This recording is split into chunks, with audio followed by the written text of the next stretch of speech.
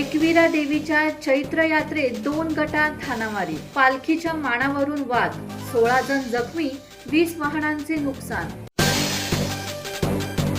आई एकविरा देवीच्या चैत्र पालखी यात्रेनंतर पायथा मंदिर परिसरात भाविकांच्या 2 गटांमध्ये दगडफेक आणि हाणामारी झाल्याची घटना घडली आहे. या प्रकरणी लोणावळा ग्रामीण पोलीस ठाण्यात परस्पर विरोधी गुन्हे दाखल करण्यात आले आहेत.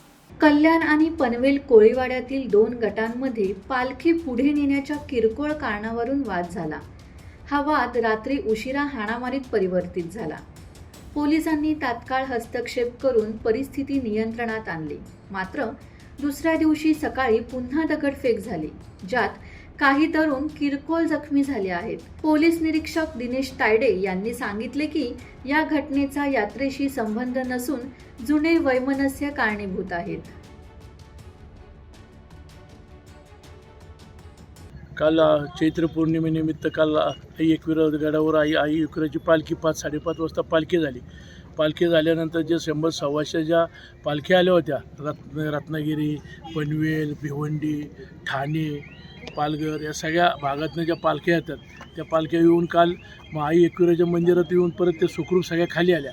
रात्री 11 वाजता भिवंडी, पनवेल कोळीवाडा आणि कल्याण कोळीवाडा यांच्यात मानापानावरून थोडं गाडी तुमची पालखी पुढं का माझी पालखी मागं याच्यावरून थोडे वादविवाद झाले. त्यांच्या वादविवादामध्ये जे काय आज भाविक एवढे आलेत, लहान लहान मुलं आहेत, वयस्कर माता भगिनी सगळे, दर्शन एवढं सुखरूप चालले, व्यवस्थित सगळे होऊन येते. सकाळी तेलवणाचा 4 वाजता कार्यक्रम झाला. दर्शन रांगेमधून दर्शनही भरपूर. कालची जी पालखी होती की एवढी पालखी बघण्यासारखी होती की एवढं पब्लिक आलो त्या पालखीला, आणि ते पब्लिक येऊन सुखरूप सगळे खाली आले होते. पण 11 वाजता हे गालबोट यांच्यात गालबोट लागलं, आणि ते गालबोट लागल्यानंतर परत पोलीस खात्याने ते सगळं त्यांना समजून सगळं त्यांच्यावर दोन्ही यांच्यावर गुन्हे दाखलही केले. पण ह्यात परत त्यांनी काय केलं, दुपारी 4 वाजता जेवण वगैरे झालं परत इकडे येऊन दगड फेक केली. असं वाटलं नव्हतं की आता सगळेच कोळी बांधव फिरतात, त्याच्यामुळे तिकडं कोण जाईन, इकडं पोलीस खात्यातले काय अधिकारी इथं बसलेले होते. पण तरी त्यांनी तिथं जाऊन परत दगडफेक केली. मला सगळ्यांना हीच विनंती करायची आहे की जे आपण पालख्या घेऊन एवढं लांबनं चालत येतो आईच्या दर्शनासाठी, तर तुम्ही दर्शनासाठी या. आता इथं चढवून आणि मानपानाच्या ह्याच्यामध्ये इथं येणारा आज काल रात्री दुकानं बंद झाली. इथं आमच्या स्थानिक लोकांचे दुकानदार असतील, रिक्षावाले असतील, सगळ्यांची नुकसान झाली. आज परत 4 वाजता परत यांच्या दगडफेकमुळे परत सगळी दुकानं बंद झाली. म्हणजे असं चालल्यानंतर स्थानिकांच्याही धंद्यावर परिणाम होतो, इथले येणाऱ्या भाविकांवर परिणाम होतो. आणि हे सगळे परिणाम फक्त या तुमच्या पनवेल कोळीवाडा आणि कल्याण कोळीवाडा ह्या तुमच्या ह्या भांडणामध्ये आजूबाजूच्या परिसरावर काय परिणाम होतो ह्यांनी हे लक्षात घ्यावा. मग यांना कोळी बांधवांना एकच विनंती आहे सगळ्या पालखी जे घेऊन येतात त्यांना, अध्यक्षांना, की तुम्ही तुमची पालखी घेऊन आल्यानंतर आपली पालखी फक्त आई एकविराच्या दर्शनासाठीच आणतोय की चढावारीसाठी आणत नाही, एवढीच यांनी भान ठेवा. बाकीच्यांच्याही पालखीवाल्यांचे भान ठेवा. पनवेल कोळीवाडा आणि कल्याण कोळीवाडा यांच्यात आपसात वैमनस्य आहे. यापूर्वी पण त्यांचे वेगवेगळ्या कारणावरनं भांडणं होतात. यावेळेसही मिरवणूक किंवा पालखी याच्या संदर्भात त्याचा काही वाद नाही. त्यांचे वैयक्तिक जे वाद आहेत त्याच्यातून हे जे काही भांडणं झालेले आहेत त्या संदर्भात गुन्हे दाखल केलेले आहेत. संस्थान यात्रा या विषयाशी त्यांचा काहीही संबंध नाही.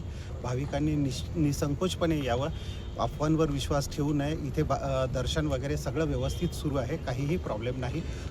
पुणे ग्रामीण पोलीस दलाच्या वतीने मी आवाहन करतो सर्वांना की ज्या काही अफवा कानावर येतात त्यावर विश्वास ठेवू नका. आम्ही तुमच्या सुरक्षेसाठी इथे सज्जपणे उभे आहोत. या घटनेमुळे स्थानिकांमध्ये भीतीचे वातावरण निर्माण झाले असून प्रशासनाने भाविकांना अफवांवर विश्वास न ठेवता शांततेत दर्शन घेण्याचे आवाहन केले आहे. दत्तात्रय शेडगे, संवाद मराठी लाईव्ह, खोपोली.